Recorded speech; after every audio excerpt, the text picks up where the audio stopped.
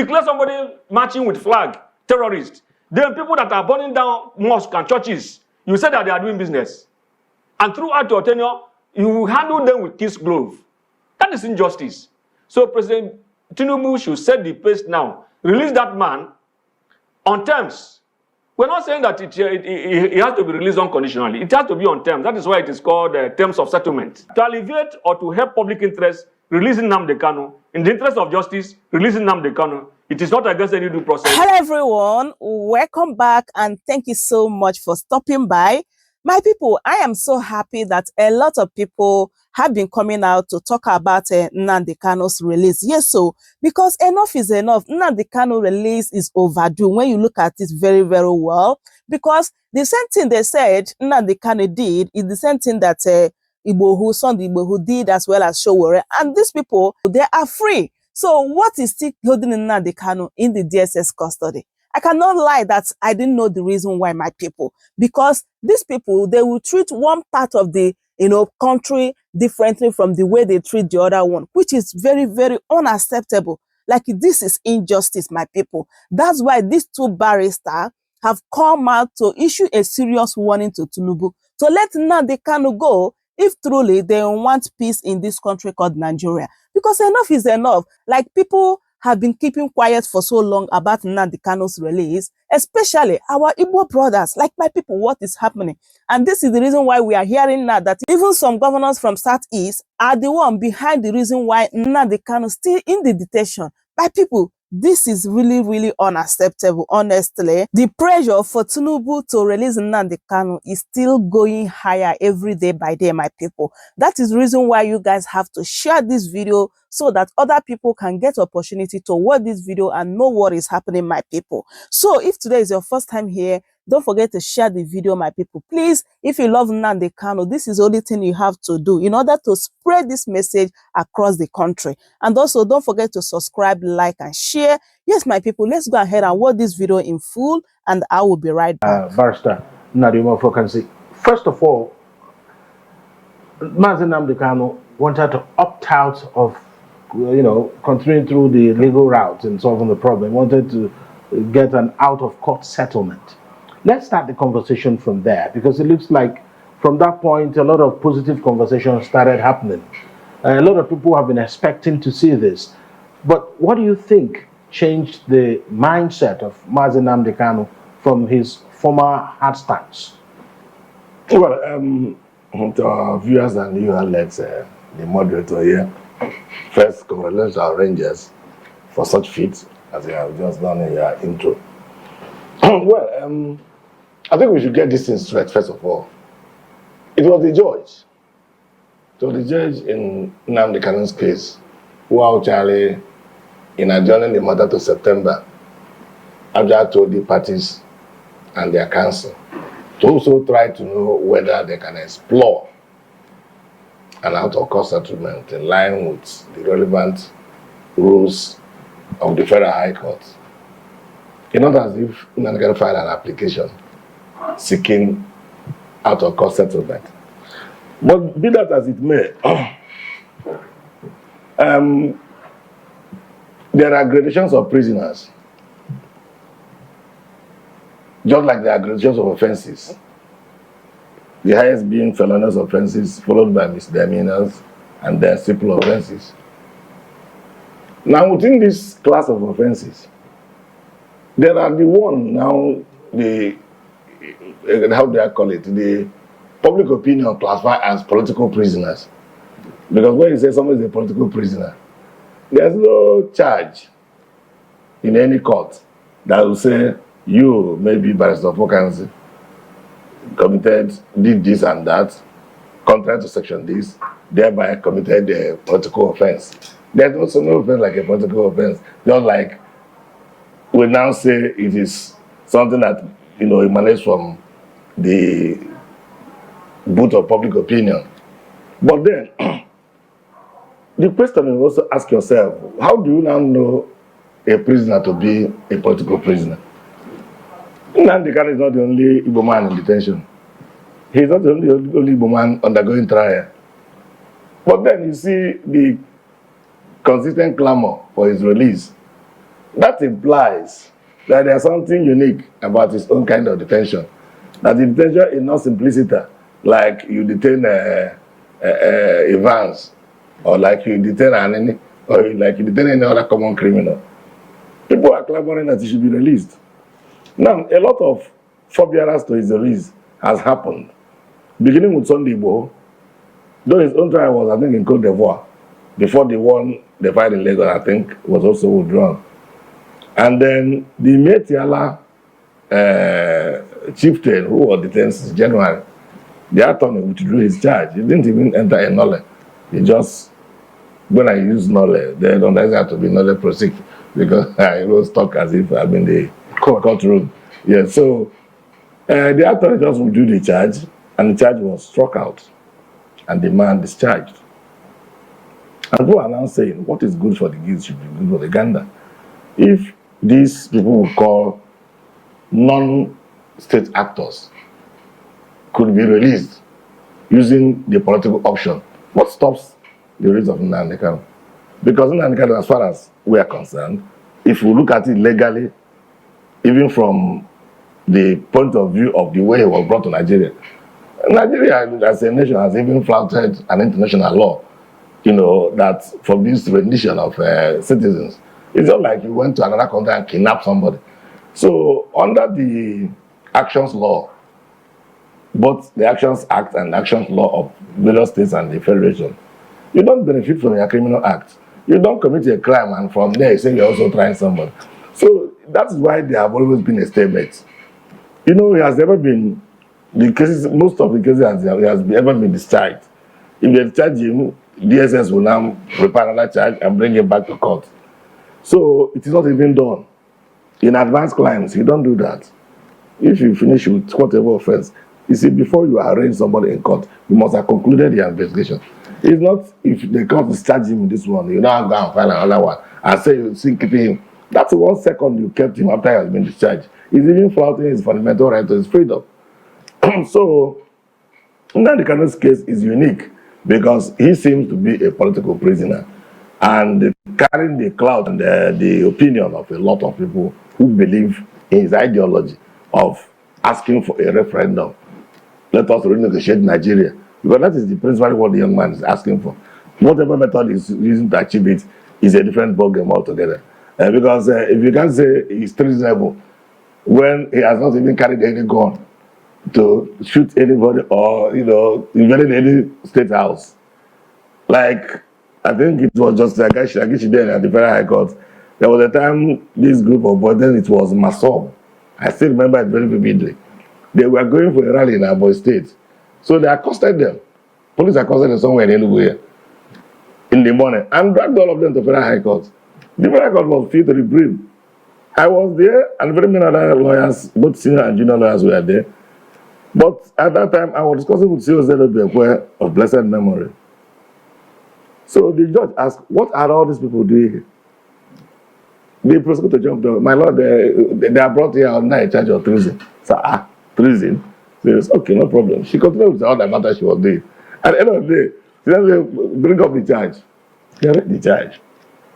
That so and so you they start mentioning names. They don't want to just mention 1 or 2 names. I have seen them. At the end of the day, you were waving a flag, a Biafran flag, blah blah blah. You know, I can't remember the content of the charge as at now. So the judge now asked the prosecutor. So because they were waving the Biafran flag, that's why you brought them on a charge of treason. He said, yes, my lord. He said, okay. That Biafran flag they are waving, is it not pieces of cloth joined together by a tailor? He said, all right. Did they attack the government house, the land building in Enugu, in the course of that march? He said, no. So where did they accost them? He said they were accosted along the Bar Avenue when they were driving temple. Man now looked and said, of vacancy, you know, they also told, if it were in my area, this kind of thing can happen. People like you will be here. I was forced to stand up and announce appearance for those people that were arraigned. Obiakwe stood up and said he's joining me, even though he's my senior, but I've mentioned first. So the conference said we are going to be in this matter together. But Luckily, you see, lawyers were feeding me with a lot of materials. You know, I started attacking the charge. From attacking the charge was struck out, and the people were discharged. They wanted to carry me shoulder high, but I just avoided meeting them at the other side of the court. Now, why did I give this brief analysis? The detention of Nnamdi Kanu and the clamor now for his release. You read out members of the National Assembly, about 50 of them, from different states, that signed a letter urging Tinubu, you know, to consider the political solution to the problem. The Attorney General's powers under Section 174 is unfettered. The only little control they gave to him is under Section 174 sub 3, where he says, in exercising that power, he has to consider what interest of justice, whether it will not drain the justice system, and I think interest of the society, and so.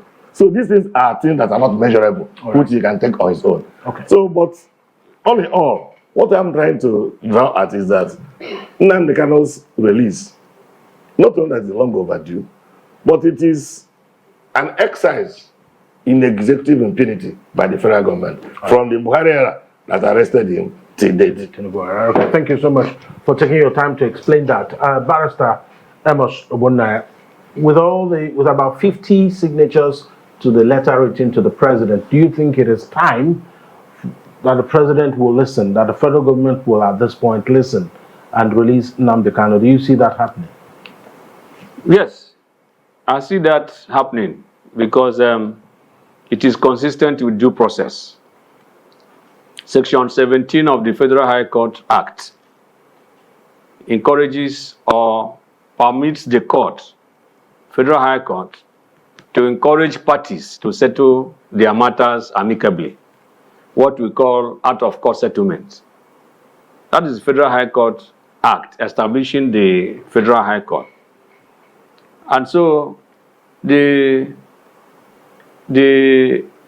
judge has also, highlighted that provision. And the lawyers of Nnamdi Kanu has also tried to leverage on that provision. I remember the last date in court, the Nnamdi Kanu's lawyer approached the lawyer for the state for an exploitation of that Section 17 of the Federal High Court Act. And the man said it was not within his powers because he's just a lawyer for the federal government, that the powers rest on the Attorney General of the Federation, and asked the lawyer to go ahead and present his request to the Attorney General of the Federation. Now, constitutionally, Attorney General of the Federation, like my learned friend has said, has unhindered powers to withdraw cases out of court. Section 174, subsection 1 of the 1999 Constitution as amended has given the Attorney General of the Federation, as well as the Attorney General of the state, unfettered powers to file action, institute action, prosecute action against people charged with offenses that are found in laws prescribed by the National Assembly, in the case of the Federal Attorney General. And also the power to take over the prosecution of cases instituted by other arms of government or by individuals, to take over the prosecution or take over with a purpose for withdrawal, which we call nolle prosequi. You see, so these are constitutional framework, legal framework that makes this issue very possible. That unless the president has his own interest in the matter, interest that is at variance with the exercise of this discretion in favor of Nnamdi Kanu, otherwise, there is nothing hindering him from hearkening to this call. And why it is urgent and important that the president must hearken to this call for an amicable settlement is because the very basis of Nnamdi Kanu's agitation and the very basis of the entire agitations from Igbo nationalities, starting from Masop, is inequality in treatment of federating units in Nigeria. The Igbos feel that the way they are treated in the Nigerian Federation is at variance with the way others are treated. If you look at the former President General Buhari, when he was in power, the yardstick he used for treatment of members of IPOB was radically different from the yardstick he used against killer herdsmen. The killer herdsmen were bombing churches, bombing mosques, attacking soft targets. That is a serious insurrection against the state. But he refrained from proscribing them until he finished his tenure. He refrained consciously from proscribing them or labeling them as a terrorist organization.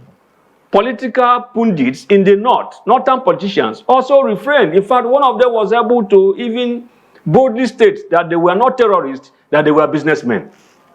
Gumi was all over the place asking federal government to negotiate with them or to send him to them to negotiate. But IPOB was simply raising flag and marching, chanting songs of freedom. No weapon was found on them. And then Buhari, of course, it was the proscription started from the southeast governors who were so naive and sheepish. Yeah, because IPOB did nothing that could attract a proscription or to be labeled as a terrorist organization. They were non-violent when they started. They were simply trying to draw attention to the perennial marginalization of the Igbo ethnic nationality. And that was all.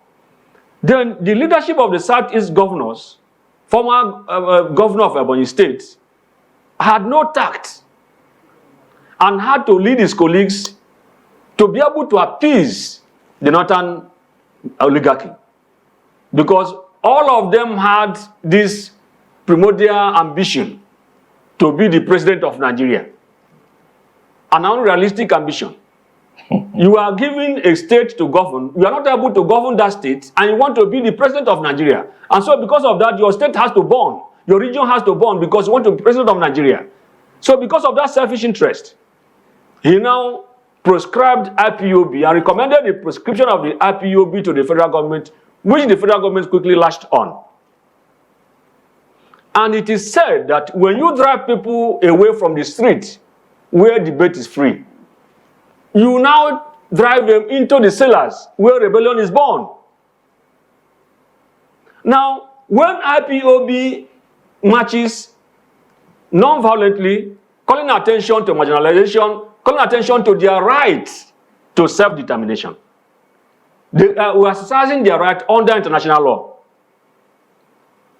The modern human rights framework, international human rights framework, started with the United Nations Charter of 1945. If you look at the United Nations Charter of 1945, Article 1(2) of the United Nations Charter states that one of the purposes of the United Nations is to encourage cordial relationship between and among states on the basis of equality and the self-determination of all peoples. The Biafran agitation, the Igbo agitation, every other agitation from other ethnic nationalities in Nigeria are based on self-determination demand because they feel discontent with the Nigerian Federation. The way it is skewed against some ethnic nationalities in favor of another ethnic nationality. Now, that United Nations Charter recognizing self-determination of all peoples, we are further entrenched in two human rights instruments formulated by United Nations in 1966. What we call ICCPR, International Covenant on Civil and Political Rights, and the twin brother, International Covenant on Economic, Social, and Cultural Rights, all promulgated or formulated in 1966. Article 1, Sub 1 of each of these legal instruments of 1966, ICCPR, ICE, SCR states that all peoples have a right to self-determination. And it goes ahead to now define what is self-determination. It means the right to determine your political status. It further means the right to freely choose your economic, social, and cultural development in ways or policies you freely choose by yourself. That is self-determination under international law. Now, you take it further to, in 1981, the African states came together in Banjul, Gambia, and adopted the United Nations Charter of Article 1-2, the ICCPR, ICESCR of 1966, adopted it in African Charter on Human and People's Rights. Article 20, sub 1 of African Charter on Human and People's Rights. It recognizes the right of every people to self-determination and defines self-determination the same way it was defined in International Covenant on Civil and People's Rights by the United Nations in 1966. Article 21 of African Charter, 1981, in Banjul, Gambia.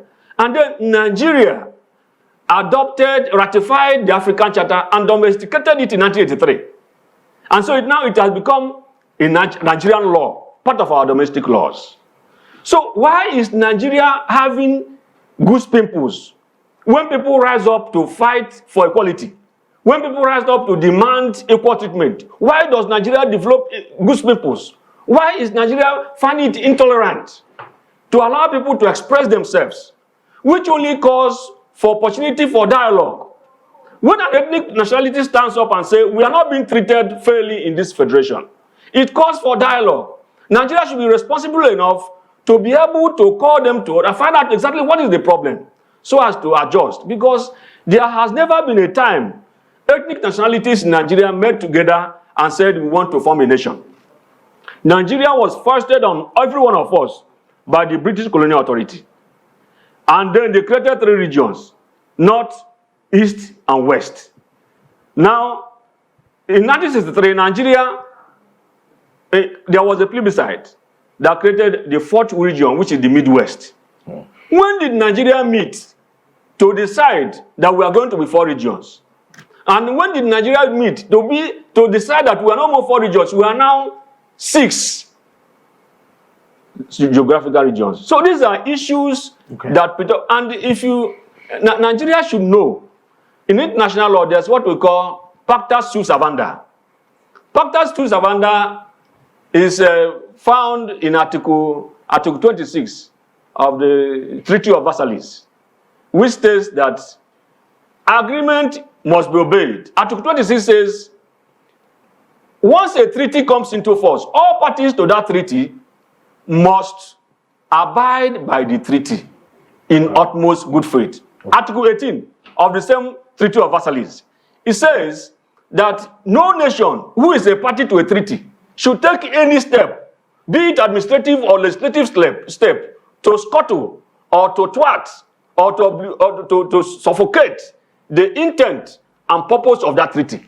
That is exactly what Nigeria is doing. Nigeria is signatory to all United Nations human rights treaties that endorses self-determination. And yet, domestically, they cannot hear the word self-determination. They are in breach of the obligations under Article 18 and 26 of the Treaty of Versailles. Barrister Fokansi, Yes. recall that before now, we've had at least 2 governors who were at the front line of making a case for the release of Nnamdi Kanu.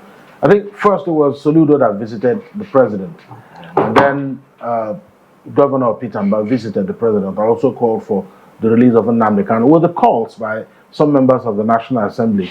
Do you think the Southeast governors should also lend their voice in this, or they should just sit back and watch the movie? Well, I think the effort of the Southeast governors is like the latest music of 21 Week about Nigeria, 1 step forward, 2 steps backward. Because if Peter Mbah, Soludo, and possibly Alex Otti are angling for the release of Nnamdi Kanu, there are other governors in the Southeast who are also working against the release. If you listen to Isi Guzoro of Secretary of Ohanese, he has said it and many times, but even when my friend was speaking, That's a factional person. But let's continue. okay, no, when I'm factional, Yeah. but I know it's what he talked about the release of Nnamdi Kanu. He said that some Southeast governors are actually working hand in gloves with those people who said Nnamdi Kanu should not be released, and that if they continue, that we will name names. We don't need to go far because even when David Umahi, like my little friend said, when he's on power, he actually moved for the prosecution of IPOB first, even before the government killed him from there. But then, these things did not start today. Jealousy of state actors against non-state actors is as old as the Bible itself. If you can remember when Herod was told that a king that shall govern Israel will be born, he sent his foot soldiers. They went search for the king, they couldn't get him. He was lamenting because he is afraid of losing his position. Then the wise men now came. They visited him just to pay a courtesy visit, as we could do now. And said they are going to look at, because they saw the star in the east, and they have come to just worship him. He said, no problem, when you have just gone, come back and tell me what you saw. So the people went, saw the king. After seeing Christ, the same voice also told them, please don't go back to Herod, because you come and do some corruption damage. So they went back to the Arabian way. Now, Herod in anger dispatched soldiers to kill every infant from age this to that. And that was what Jeremiah, I think 3 chapter 15, prophesied that a voice was heard in Ramah, wailing a loud lamentation, Rachel weeping for her children. She refused to be consoled because there were no more. Now, why did I bring in this the biblical issue? Many of these governors are afraid of the non-state actors. Just like some of them are afraid in Yoruba, in the West, the same way some of them are afraid in the East. The same way some of them are afraid even against Metiala in the North. So you find out that they will be doing everything possible because they know that these non-state actors, people listen to them more than they listen to the state actors who were supposedly supposed to be our elected representatives. Now, when it's a list of House National Assembly members that endorsed the release of Nnamdi Kanu, any writing, once you see the newspaper, you start looking for the member representing you to know whether his signature is there. If it's not there, you're your own. So every time I saw Scafumeha, I breathed a sigh of relief and said, thank God that our own man's signature is there. Now, I think pretty much everybody, the House of Rest members from Enugu endorsed it. Now, what I'm talking about the Southeast governors, some of them are, but none of them is watching. Those who are not actively involved in canvassing for his release are actively involved in canvassing for his non-release. So none of them is saying that. How does his non-release benefit them really? That's where I was going. With everything happening in the Southeast. That was where I was going. I said that was why I brought in Herod and Jesus Christ. If eventually Nnamdi Kanu is released, and you, as a governor, you are the same Fonfoju Agba governor who doesn't take the interests of your people at heart, Nnamdi will not stop telling you. And nothing stops you inviting Nnamdi to Akia TV here to come and talk to the people of Nigeria, because this is a national television. As when he comes up here and opens his mouth wide, even if you don't cover him with the national television, the social media is there.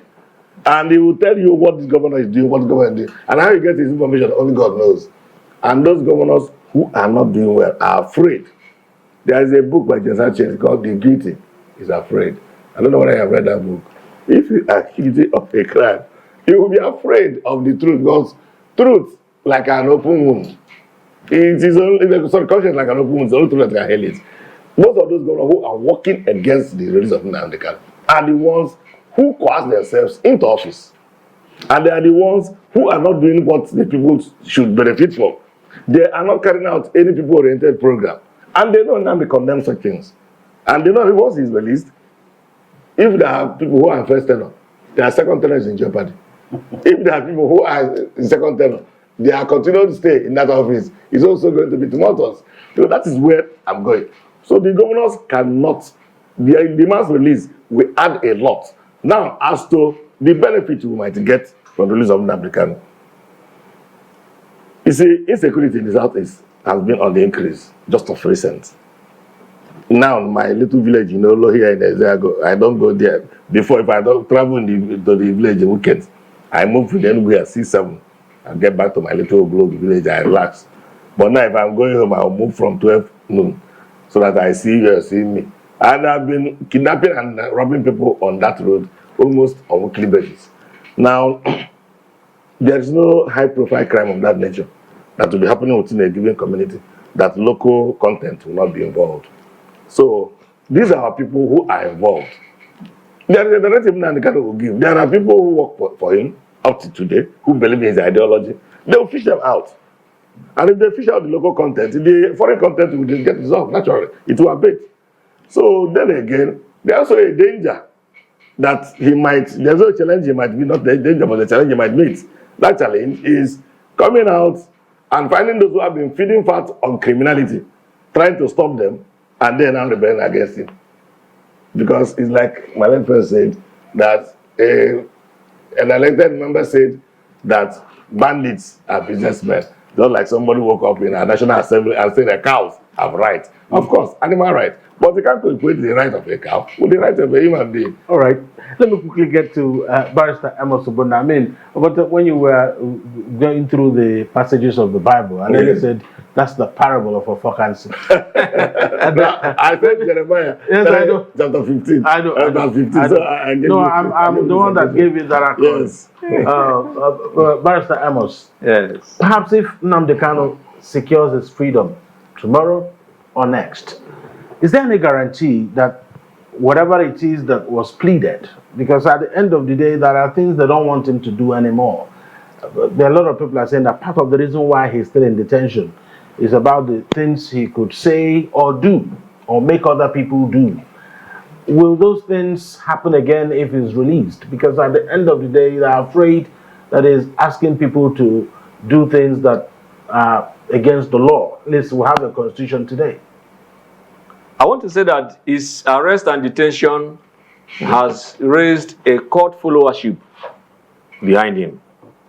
He's been idolized. But there is a division in that cult followership, and that's the challenge. If he comes out today, can he wrestle his followership from Simon Ekpa? There's a division because of the arrest and detention. So Simon Ekpa felt that he has to carry on the struggle now that the leader has been taken in. That is it. So if he's released today, it is likely, very likely, that he has to come to terms with Simon Ekpa to back down. Simon Ekpa is only acting because of his absence. He didn't say that he has overthrown him. Even when he wrote a letter from DSS custody directing that there should be no more sit at home and there should be no more arms against the state, Simon Ekpa said until he comes out physically that he will not believe that he wrote that under duress. Of course. That he wrote it, you cannot freely write something in this idea. When you are in custody, you now write something. It is not voluntary. So it is on that basis that he continued doing what he's doing. Simon Ekpa is the disciple of Nnamdi Kanu and a very dedicated, loyal disciple. I believe that if Nnamdi Kanu comes out, he will be able to tame Simon Ekpa. And many of these criminals that have cashed into the struggle or kind of tried to hide under IPOB to commit atrocities, they will be fished out or they will be controlled. Remember that this man, Nnamdi Kanu, people listen to him. So if he comes now and declares a truce, I believe that it will work. And those who try to violate that truce will easily be fished out. They will be sidelined. They'll be exposed. Now, people are picking up arms out of resistance or protest to his extraordinary rendition. That is it. Before he was extraordinarily renditioned, there was no spate of violence like we see after his arrest. So it is a kind of protest against the way the state has treated him. So I believe that if he should come out now, all that will abate. But let me also say that the President of the Federal Republic of Nigeria is not entitled to be listening to one person or the other as to whether or not he will exercise his powers under the Constitution. Section 174 of the Constitution, subsection 3, like my learned friend pointed out earlier, only gave 3 conditions for the exercise of the power of withdrawal of criminal prosecution. He says that the Attorney General should only give vent to 3 factors. One is public interest. The second one is interest of justice. The third one, to ensure that such withdrawal is not against due process of law. And then we are talking about justice here. Interest of justice. It is on that basis the president must act, no matter what any of his commissioners thinks, no matter what any Southeast governors think, in the interest of justice. Because if you can release the chairman or leader of Miatala that has been saying all kind of terrible things against Nigerian state, you release him, you withdraw his charge, and he goes home, and then you release Showore, and he goes home, you release Sunday Igboho, withdraw his charge, and he goes home. Then where is justice? Where is equity? Where is equity? Justice is equity. You do to one as you do to another. Yeah. It is on that basis that the president should not listen to all these selfish politicians around him, especially the Minister for Works and the FCT Minister, who have vested interest in keeping Nnamdi Kanu there. He should not listen to them. He should do what the Constitution demands of him in the interest of justice. In the interest of justice. Because it is this injustice that is escalating the security situation in Southeast. Young men, the youth, they feel that they are not being fairly treated in the Nigerian Federation. And you have seen it clearly. You declare somebody marching with flag, terrorist. Then people that are burning down mosques and churches, you say that they are doing business. And throughout your tenure, you handle them with kiss glove. That is injustice. So President Tinubu should set the pace now. Release that man on terms. We're not saying that it has to be released unconditionally. It has to be on terms. That is why it is called terms of settlement. Yeah, because part of the reason why they are keeping him till now, I mean, they argued when he was asking for bail that he broke the conditions they were given. Because there were things about talking to the number of people you should address per time. These are some of you guys know that better than yes, the lawyers. Yes. So, but unfortunately, in this part of Nigeria, nobody is talking about that. And it's important, it's situated. If you break your bail bond in the Nigerian law, what are the consequences? If you break the bail bond, the bail will be revoked. And then you'll be recalled. The recall is not by the military. It's not by the soldiers. Nigeria did not follow that procedure. They did not go back to court to say, this man has broken his bail bond, revoke the bail so that we can recall him. He did not. Nigeria sent soldiers to go and kill him in Afaruku, his village. Is that how a responsible nation should behave?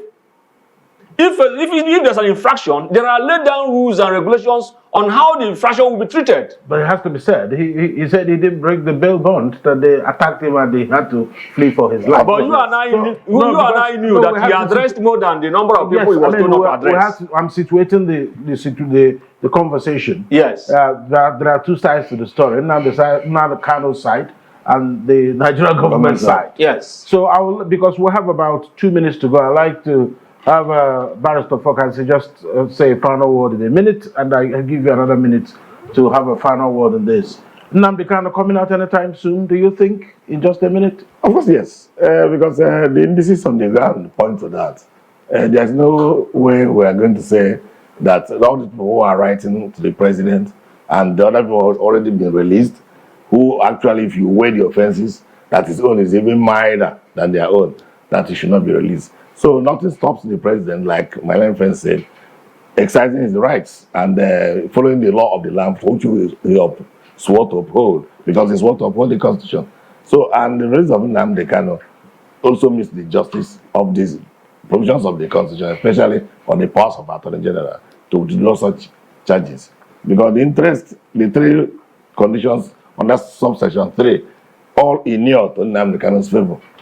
Public interest, the public here, everybody clamoring for it, including the members of the National Assembly who came from different states. All right, good. So, Barrister Nnadiume, your final thoughts on this in just a minute. My final thought is that Nigerian states should know that under Article 18 of the Treaty of Versailles of 1969, they are under obligation to respect the treaties they have signed. International human rights treaties they have signed. I have mentioned them in this discourse.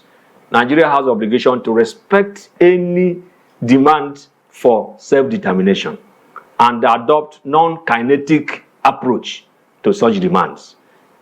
Secondly, it is in the interest of, it is in public interest, as recommended by section 173 of the subsection 3 of the Constitution, to release Nnamdi Kanu. It is in public interest, it is in the interest of justice, and it's not in violation of the due process of law. Why? When you talk about public interest, the Southeast is part of the public that is under the jurisdiction of the federal government. And the kind of killing, abduction, kidnapping that goes on daily basis is against public interest. All right. The kind of confusion we have in Southeast, especially on Mondays, is against public interest. So, to alleviate or to help public interest, releasing Nnamdi Kanu, in the interest of justice, releasing Nnamdi Kanu, it is not against any due process, and the federal government must have been able to at least cure the defects in the extraordinary rendition that they did some years ago. Well said, my people. Like they touched all the area that's supposed to be touched when it comes to this matter, the release of Nnamdi Kanu. So my people, I hope you guys had everything they said here. I strongly believe that this video will get to, Nigeria government so that they will do the needful, because enough is enough. Like all this begging. Tinubu need to let Nnamdi Kanu go according to Nigeria constitution, because self-determination is not against the law, my people. This injustice against Ndi Igbo is alarming, honestly. So my people, that is it. As make I bring this update to you guys. Just as I said before, please share this video. Please share this video. Yes, that is the only thing you have to do here. And also, if today is your first time, don't forget to subscribe, like, and share. And I truly appreciate those that I keep sharing my video. I see you all. May Almighty God bless you all. Thank you so much for watching, my people. And I will see you guys in my next one. Goodbye for now.